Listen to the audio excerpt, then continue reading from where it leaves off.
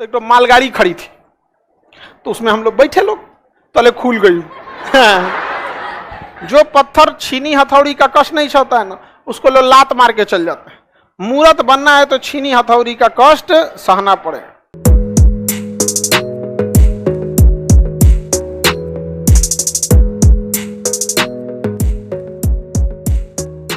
सब लोग को गुड मॉर्निंग। जितना लोग है सब लोगों को शिक्षक दिवस के अवसर पर ढेर सारा आशीर्वाद।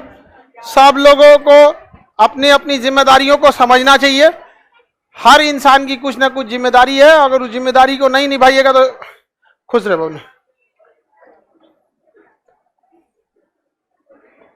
खुश रहो खुश रहो। अगर जिम्मेदारी नहीं निभा पाइएगा तो फिर कहीं पे क्या नहीं रहिएगा। अभी आप विद्यार्थी हैं, विद्यार्थी की सबसे बड़ी जिम्मेदारी क्या है? पढ़ाई करना।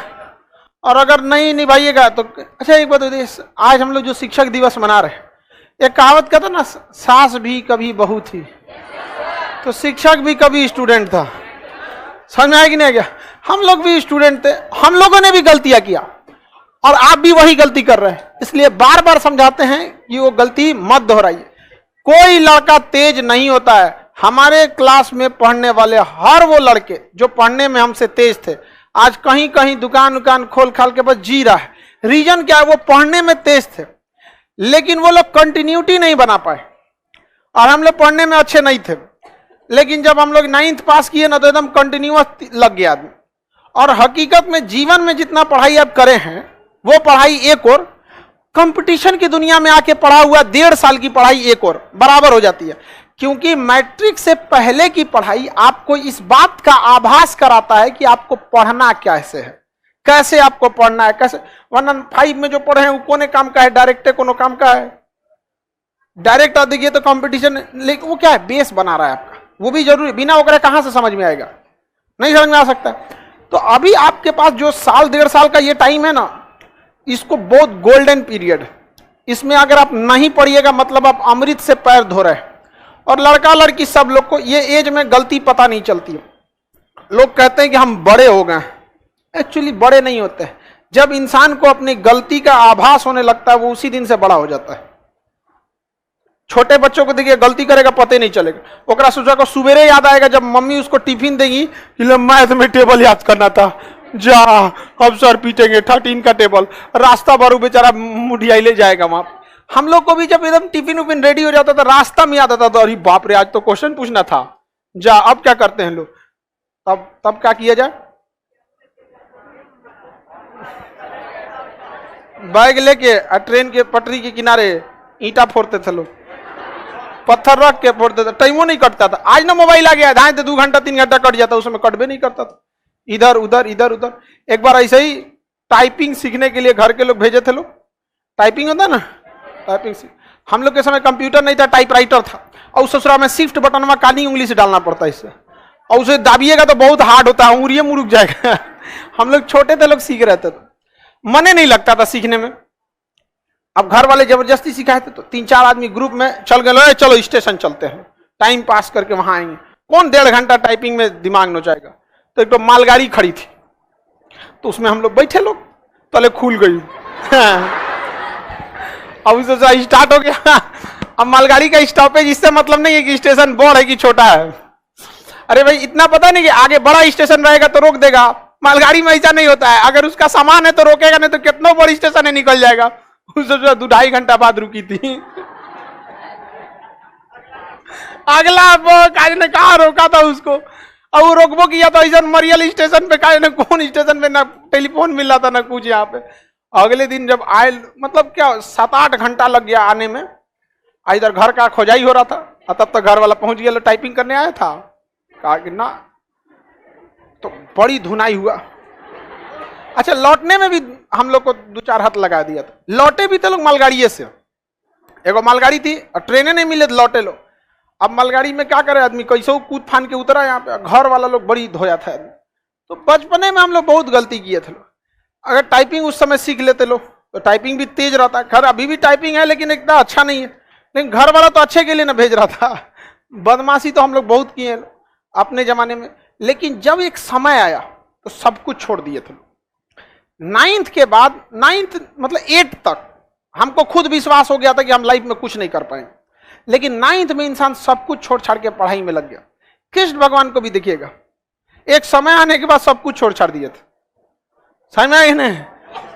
सब गोपियों भी परेशान थी, काहे बदल गई, समझा कि नहीं गया, सब छोड़ छाड़ के, और तभी वो कृष्ण कहलाए। जो महानता है उसी की वजह से। कष्ट नहीं सहिएगा तो कुछ नहीं हो सकता। जो पत्थर छीनी हथौड़ी का कष्ट नहीं सहता है ना, उसको लोग लात मार के चल जाते हैं। मूर्त बनना है तो छीनी हथौड़ी का कष्ट सहना पड़ेगा। तो आप लोग को अगर कष्ट नहीं हो रहा है तो आप लोग को भी आने वाले समय में कोनो ना कोनो लात मारेगा, क्योंकि सफलता का रास्ता काफी कठिनाइयों से भरा होता है। और जो लोगों को लगता है कि 8 बजे सूत के उठना है, ये सबसे बड़ा लोल है सभी से। देखिए, आप संडे हो या सैटरडे, जिस टाइम पे पढ़ना है, संडे सैटरडे अपना शेड्यूल मत खराब कीजिए। आपका मन है रात 2 बजे तक पढ़ने का, रात 2 बजे पढ़िए, बट कोशिश कीजिए जितना पहले सो जाए, 12-1 बजे तक सो जाए। क्योंकि अमूमन ये देखा जाता है कि जो रात को देर से सोता है ना, वो अमूमन एवरेज से ज्यादा देर तक सो जाता है।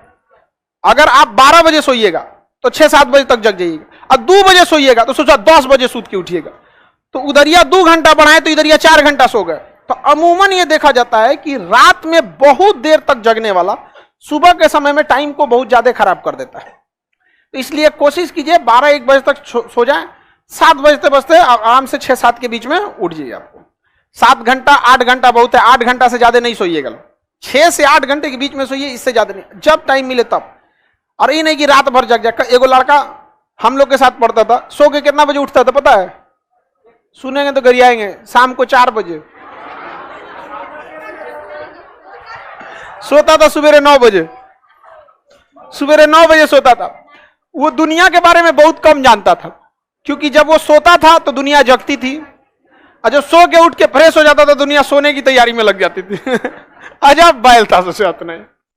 तो ऐसा भी उठपटांग नहीं कीजिएगा।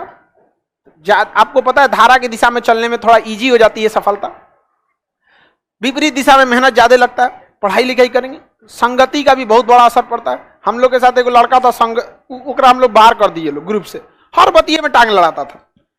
कह देंगे कि अरे उस सुनील का तो केमिस्ट्री बहुत अच्छा है, केमिस्ट्री कैसे अच्छा है, किसी का भी खराब रहता है, केमिस्ट्री अच्छा हुई नहीं। मतलब वो पैदा हुआ था टांग लड़ाने के लिए।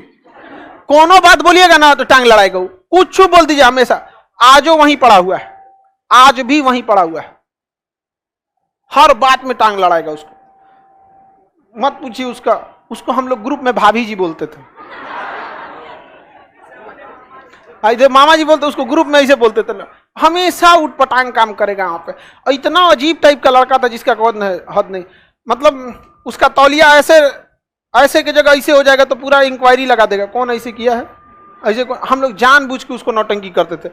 उसके सिधाने ना घैली रख देते थे ऐसे लाल कपड़ा से उड़ा के, अब उठ के सबको गरियाता था, सब चाहता है सब मर जाए हम। कौन किया है यहाँ पे? किसी दिन बतासा छीट देते थे लोग, कौन है रे, पीला सरसों, पगलाया रहता था एकदम। यहाँ पे मुर्गा का पंख ले, यहाँ सफेद सफेद परेशान करके रखे थे लोग उसको। वो आजो वही है। ज्यादा दूसरे के मैटर में इंटरफेयर मत करना चाहिए। बड़े इंसान हमेशा चीजों को इग्नोर करके चलते हैं। लाइफ में सबको इंपॉर्टेंस दीजिएगा तो आपका कोई इंपॉर्टेंस नहीं रह जाएगा। समझ में आ गया कि नहीं? लोगों को कभी इतना भी भाव मत दे दीजिएगा कि आपको रद्दी के भाव समझ जाए। जहां 2 कौड़ी के लोग अपनी बहसबाजी करते हैं वहां समझदार इंसान चुप हो जाते हैं। समझ में आ गया कि नहीं? तो कभी कभी समझदारी का भी परिचय दीजिए। चक्कर पकड़ हर जरूरत में नहीं कि बोलने ही लगे आप लोग को।